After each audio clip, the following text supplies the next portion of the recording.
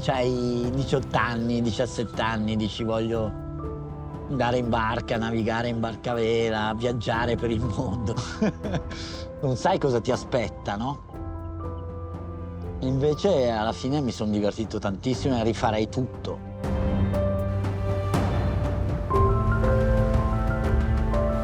C'è quella parte lì di, in qualche modo, di sfida e di voglia sempre di andare oltre, che è sicuramente molto importante. E poi c'è una parte invece di, no, di viaggio, di conoscenza, di incontro, di curiosità verso il resto, altre culture, altri posti, altri paesi, altri popoli, altre lingue, che comunque anche quella è importantissima.